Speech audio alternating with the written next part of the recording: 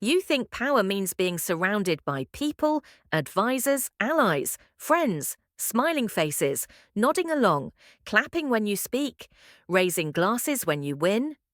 But tell me, why does it still burn when they leave? Why does it tear at your chest when the very hands that once lifted you now reach for your place? You chase the illusion of connection, thinking influence means safety. But the higher you rise, the more you see. Power doesn't attract loyalty, it exposes its limits. And those limits, they come fast, sharp, and from the ones closest to you. The Stoics warned us, the nearer a man comes to a calm mind, the closer he is to strength, not applause, not validation. Strength, real strength, stands in silence, not on stages. It listens more than it speaks. It chooses solitude not because it's easy, but because it's necessary. You want power. First, you must learn to stand alone. Strip away the noise, strip away the comfort. Ask yourself without the claps and the company, who are you really? If that question unsettles you, good. That's where the path begins.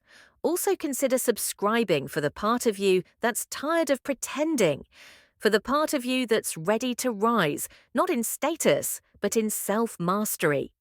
This is the Stoic path. Walk it with purpose, walk it alone. At first, it feels like progress is a shared experience. You take your first steps towards something greater, and the world seems to cheer for you. The faces are warm, the voices reassuring. Everyone loves the beginning. Everyone loves a climb that hasn't threatened their position yet. But as you keep moving upward, you start to feel the weight of the silence creeping in. Not because you've changed into someone cruel or distant, but because you've started choosing. You start selecting which voices you allow near your thoughts, which hands you allow near your work. And slowly, almost quietly, the crowd becomes a small circle, then a line, then sometimes just a shadow behind you. The truth is, power was never meant to be a group activity. It's not the result of how many people you can gather, but how many you have the courage to walk away from. The people who once supported you will often feel betrayed, not because you harmed them, but because you grew without their permission. You made decisions they weren't a part of, and in their eyes, that's disloyalty.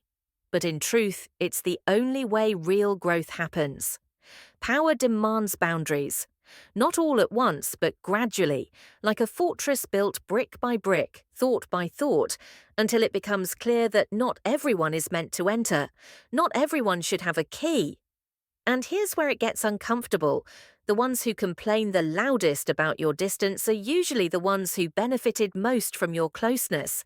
They weren't there for your discipline, your clarity, your vision. They were there for the warmth of your fire. And when you stopped burning for them, they left cold. That's when it hits you. You didn't lose them, you filtered them. Without even knowing it, your journey began to do what all real transformations do. It started removing what no longer aligns. This isn't rejection, it's refinement. You don't need to explain it. You don't need to defend it, because if you try, you'll find yourself shrinking just to soothe someone else's discomfort with your evolution. And the moment you do that, you've already stepped down from the path you were meant to walk. It's lonely, yes, but not in the way people think. You're not aching for more company, you're yearning for clearer air, for the kind of silence that sharpens you instead of softening you. The kind of space where your thoughts don't get interrupted by noise that's only pretending to be support.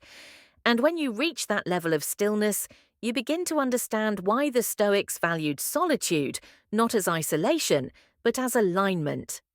Marcus Aurelius said, "The nearer a man comes to a calm mind, the closer he is to strength." And calm doesn't come in crowded rooms filled with ego and expectation. It comes when you choose peace over popularity, stillness over applause, self-rust over validation. This isn't about arrogance, it's about responsibility. When you're building something that matters, your business, your purpose, your mind, you can't afford to carry everyone with you. Some people are heavy in the worst way. Not because they're bad, but because they're not built for the weight you're meant to lift. And every time you lower your standards to keep someone comfortable, you lower your altitude. You trade clarity for closeness. And closeness, when it comes with noise, eventually clouds everything you once saw so clearly. People will misunderstand this. They'll call it selfish, cold, detached. Let them. Because the truth is, the people who matter will understand that boundaries aren't walls. They're filters. Filters that keep your mind clear, your mission focused, and your heart safe from unnecessary chaos. And the ones who don't understand. They were never with you to begin with. They were just nearby. There's a difference. The strange thing is, as the circle tightens, your vision sharpens. You stop seeking advice from every direction. You start listening to the few who actually understand. And even then, you treat every opinion as a suggestion, not a command. You learn to carry your own compass. Because once you've spent enough time listening to yourself in solitude, the noise of others starts to sound like static. Not evil, not threatening, just irrelevant. Power doesn't require a spotlight. It doesn't need a crowd chanting your name. It lives in the person who can sit alone with their decisions and not flinch.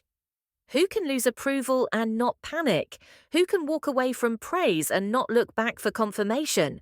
That's real power, the kind that doesn't sway with popularity or crumble under pressure. And the people who reach this place, they're rarely loud. They're not explaining themselves. They're not chasing optics.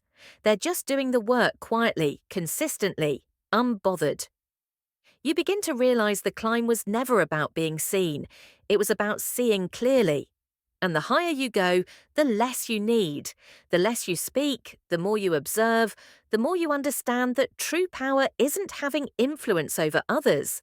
It's not needing it. It's being okay with not being understood, with being misread, with being alone, not as a punishment, but as a form of protection. And yet, even here, solitude isn't emptiness, it's presence. Presence with your thoughts, your values, your direction. You see things as they are, not as others try to paint them. You don't get distracted by flattery or shaken by criticism. You listen, but you don't absorb everything. You engage, but you don't entangle. And that's the quiet discipline most people never reach. Not because they can't, but because they won't let go of the comfort that comes with being surrounded what most people call loneliness, the powerful call alignment. And in that alignment, everything unnecessary falls away. Drama, distractions, performative support. You trade noise for peace, attention for clarity. You stop being available to everyone and start being deeply present for the few things that actually matter. And when you live that way long enough, you stop missing the crowd, you stop fearing the silence, you begin to see solitude not as something to escape, but as the very space where you become unshakable. So yes, power filters not with cruelty, with clarity. It separates what's essential from what's convenient, what strengthens you from what distracts you, what's real from what's performative. It's not about walking away from people. It's about walking toward your truth and accepting that most won't follow you there. And in the rare moments when someone does, you'll know they belong. Not because they pushed to stay close, but because they chose the same silence, the same discipline, the same path. You won't need to explain it, you'll just know. That's the paradox of power. It doesn't grow louder, it grows cleaner, simpler, sharper. And the only way to reach it is to filter out what never belonged in the first place. Connection is a beautiful thing, until you begin to understand what it truly costs. We grow up believing that to be loved, to be trusted, to be accepted, we must open ourselves up, show our emotions, reveal our stories, let others in. And at first that seems like strength. Vulnerability feels noble, honest, human. But as you step into positions of influence, something shifts. You begin to see how every shared weakness can become a weapon. Every revealed doubt becomes someone else's leverage. What once made you relatable now makes you exposed. And suddenly being seen doesn't feel safe anymore. It feels like risk. A risk you can't afford to take if you're carrying the weight of something bigger than yourself. It doesn't mean you stop feeling, it means you stop displaying. Because in the eyes of others, especially those watching from the outside, your emotions aren't just expressions. They're signals. And signals, when read by the wrong person, invite challenges. Some will test your patience just to watch you crack. Others will comfort you while quietly recalibrating how they perceive your strength. Vulnerability becomes a performance review. And even when people say, I want honesty, what they often mean is, give me your struggle, but only if it makes me feel inspired, not uncomfortable. That's not acceptance, that's conditional tolerance. And leaders can't build from that. So you begin to detach, not out of pride or ego, but out of necessity, because there are things you carry now that no one else understands. Decisions that would crush someone if they knew the full weight of them. Fears you can't name, because to name them would shake the confidence of everyone watching. The further you move into your purpose, the more your silence becomes your shield.